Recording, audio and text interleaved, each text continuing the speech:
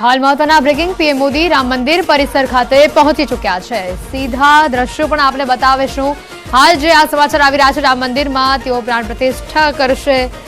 PM Modi हाल राम मंदिर परिसर खाते पहुंची चुक्या है। अयोध्या में 4 कलाक अने 15 मिनिटनुं रोकाण करशे पीएम मोदी। महत्वना ब्रेकिंग सीधा दृश्यों पण आपने बतावी रह्या छे। अयोध्या नगरी थी प्राण प्रतिष्ठा में हाजरी आपवा माटे पीएम मोदी पहुंची चुक्या है। राम मंदिर परिसर में पहुंचवा माटे पीएम नो आ काफलो। सीधा दृश्यो अयोध्या थी आपना टीवी स्क्रीन पर महाकवरेज न्यूज 18 गुजराती आपने बतावी रह्युं छे। सतत 100 कलाकना उपरना समयथी न्यूज 18 गुजराती राम मंदिर प्राण प्रतिष्ठा ने लईने आ कवरेज आपने बतावी रह्युं छे। हालना जे आप दृश्यो जोई रह्या छो पीएम मोदी पहुंची चुक्या छे अयोध्या। 4 कलाकनुं रोकाण करशे तेओ अयोध्या खाते राम मंदिर परिसर में हाल टूंक ज समय में तेओ पहुंचे। सीधा दृश्यों अयोध्या थी आपने बतावी रह्या छे। समग्र देश में दिवाळीनो उत्सव है जे घड़ीओनी राह जोवाई रही हती सदीओथी अने घड़ी आज आवी गई है। घड़ीना साक्षी बनवा माटे सौ कोई आतुर है। समग्र देश में अत्यारे राममय जो वातावरण जोवा मळी रह्युं छे। न मात्र देश परंतु समग्र विश्व में अत्यारे ए ज प्रकारनो माहोल जोवा मळी रह्यो छे।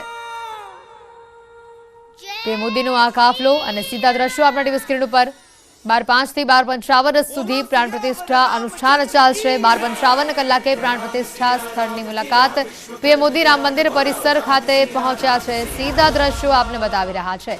सुरक्षानो पण चुस्त बंदोबस्त गोठववामां आव्यो छे। थोड़ी वारमां पीएम प्राण प्रतिष्ठा करशे।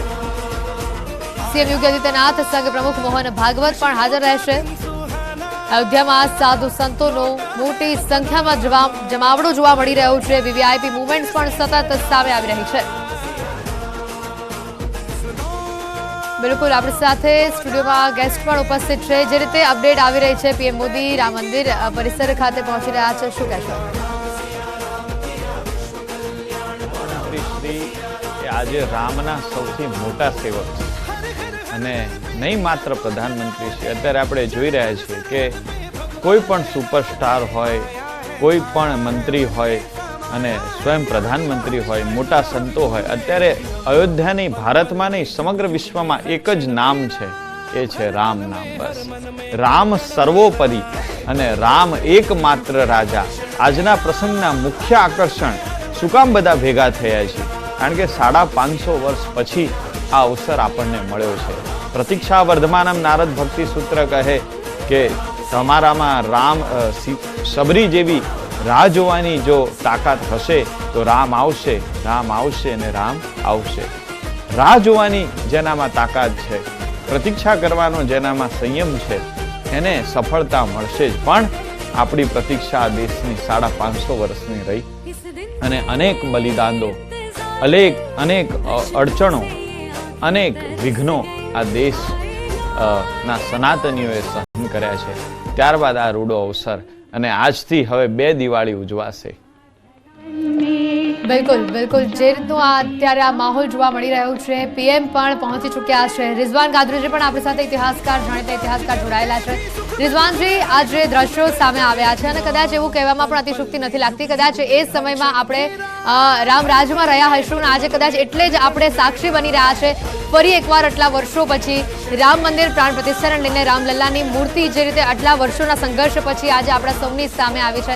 કદાચ આપણા એવા કર્મો હશે, પુણ્ય હશે ને એટલે જ આજે આપણે સૌ કોઈ સાક્ષી બની રહ્યા છે।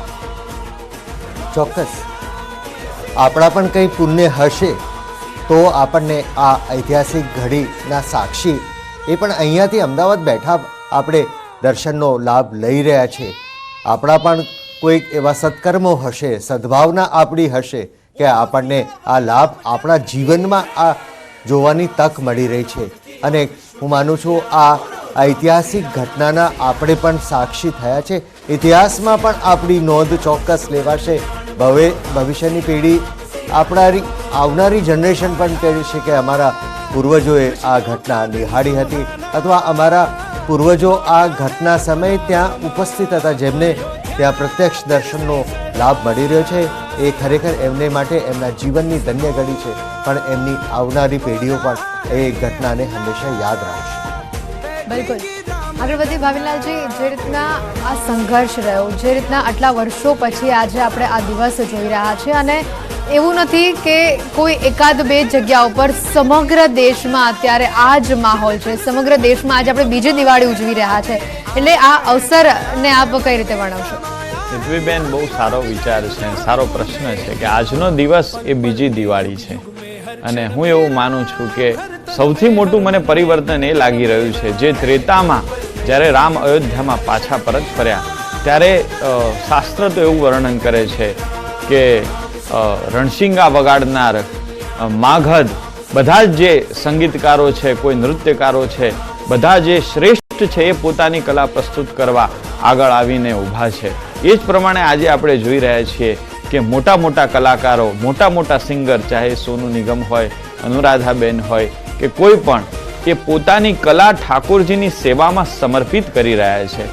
આજે નહીં માત્ર ભારતમાં પણ ન્યુયોર્કમાં, લંડનમાં આપણે જોઈએ, હંગરીમાં આપણે જોઈએ, ઓસ્ટ્રેલિયામાં આપણે જોઈએ, સમગ્ર વિશ્વમાં જ્યાં જ્યાં ભારત છે, જ્યાં જ્યાં ગુજરાત છે, જ્યાં જ્યાં ગુજરાતી છે, ત્યાં બધે શોભાયાત્રાઓ નીકળી છે. આજે આપણા અમદાવાદમાં પણ આપણે જોઈ શકીએ છીએ કે બહુ જ મોટા પાયે કોઈ પણ વ્યક્તિ હોય, કોઈ પણ સમુદાય, ચાહે વિશ્વ હિન્દુ પરિષદના હોય, ચાહે કોઈ રાજકીય વ્યક્તિ હોય, કોઈ અત્યારે પોતાના પ્રોટોકોલમાં નથી, કોઈને અત્યારે પોતાની ડેઝિગ્નેશન કે પ્રોટોકોલની અહીંયા અયોધ્યામાં પડી નથી.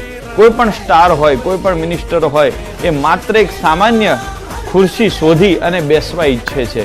કેમ? કારણ કે 550 વર્ષ પછી આજે અવસર આવ્યો છે. અને નહીં માત્ર અયોધ્યામાં બેન રામ આવે છે, રામ આજે યુવાનોના હૃદયમાં આવી ગયા છે. હવેથી જે સમય હું જોઈ રહ્યો છું, જે વ્યક્તિગત રીતે અમે દેશ દુનિયા ફરીએ છીએ અને જોઈએ છે કે ફોરેનની અંદર જે યુવાનો દુર્ગતિ તરફ ગતિ કરે છે મોડર્નાઇઝેશનના આ યુગમાં, એ જ યુગમાં અત્યારે ભારતમાં એક નવું રામ રાજ્ય, નવા ત્રેતા યુગની શરૂઆત થતી હોય એવા દર્શન અમને થઈ રહ્યા છે. આ બહુ મોટું પરિવર્તન છે. રામ મંદિરમાં તો પ્રગટ થયા એ તો સ્વાભાવિક છે જ, અને આવવાનું હતું જ, આજની તો કાલ, અને આવ્યા ઠાકોરજી. પણ ભગવાને આવતાની સાથે જે સમગ્ર આપણી ભવિષ્યની પેઢી છે એનું જે ઘડતર, આધ્યાત્મિક ઘડતર થયું છે, લોકોના હૃદયમાં જે ધર્મની ઉત્કંઠા જાગી છે, પ્રાદુર્ભાવ થયો છે, ભક્તિનો પ્રાદુર્ભાવ થયો છે અને સેવાનો પણ પ્રાદુર્ભાવ થયો છે. આ બધું જ્યારે જોઈએ છે ત્યારે એમ લાગે છે કે હવે ખરેખર રામ રાજ્ય તરફ આ ભારત ગતિ કરશે એવું સમજાય છે. બિલકુલ. અને હજી એક પ્રશ્ન ભાવિનાજી મારે કરવો છે કે રામલલ્લાનું સ્વરૂપ લગભગ 2-3 દિવસ થઈ ગયા આપણી સામે એ સ્વરૂપ આવે, અને એ સ્વરૂપ એટલું સુંદર છે, બાળ સ્વરૂપ. કદાચ તમે કેટલી પણ વાર એને જુઓ ને, તમારી આંખો પણ ન થાકે ને કદાચ તમારી આંખો એકાદ વાર પલકારો પણ ભૂલી જાય. જી જી હેતવીબેન, બિલકુલ. આ સવાલનો જવાબ આપની સાથે મેળવું ત્યારે આપ જે દ્રશ્યો જોઈ રહ્યા છો, દિલ્હી ખાતે અત્યારે અમિત શાહ ઉપસ્થિત છે અને પૂજન અર્ચન કરી રહ્યા છે પ્રભુ શ્રી રામના. આ દ્રશ્યો બતાવી રહ્યા છે દિલ્હીથી આપને. કેન્દ્રીય ગૃહમંત્રી અમિત શાહ પ્રભુ શ્રી રામની પૂજા અર્ચના કરી રહ્યા છે દિલ્હીથી. આ તસવીરો આપણી ટીવી સ્ક્રીન ઉપર. અયોધ્યામાં ભવ્ય અને દિવ્ય માહોલ છે, અને ન માત્ર અયોધ્યા, સમગ્ર દેશમાં અત્યારે આ જ રામમય માહોલ છે. 45 મિનિટની આસપાસનો સમય જે અત્યારે બાકી છે અને એ ઘડીઓ બસ ગણાઈ રહી છે ત્યારે તમામ કહી શકાય કે વિશ્વના તમામ મંદિરોમાં, દેશના તો સમગ્ર રામ મંદિરમાં ખરા જ, સમગ્ર વિશ્વના રામ મંદિરમાં અત્યારે સૌ કોઈ પૂજા અર્ચના કરી રહ્યું છે. અને અત્યારે આજે તસવીરો આવી છે દિલ્હીથી સામે. કેન્દ્રીય ગૃહમંત્રી અમિત શાહ પ્રભુ શ્રી રામની પૂજા અર્ચના કરી રહ્યા છે. બિલકુલ. આપણા સવાલને પણ આગળ વધારી. જી હેતવીબેન, વાત હે